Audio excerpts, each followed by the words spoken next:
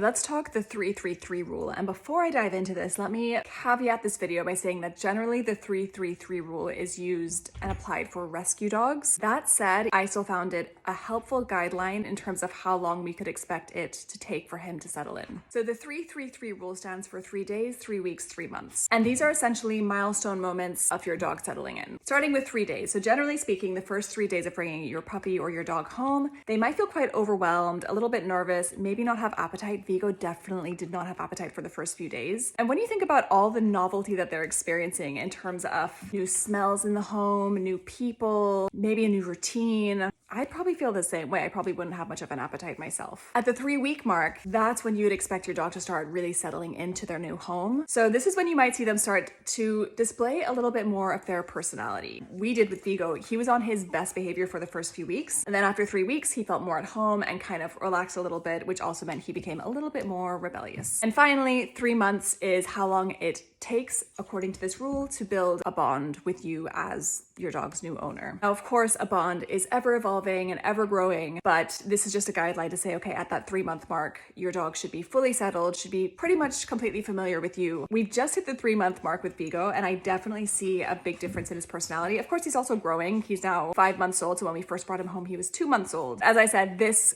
3-3-3 rule was really helpful in terms of helping us frame our expectations and understand that even when we first brought him home, that it would take him time to kind of acclimatize and settle. I hope that helps. If you're an expert and you think I missed something key, pop it in the comments. If you have any questions, pop it in the comments. But as I said, this was just helpful for us, so I thought I'd share it.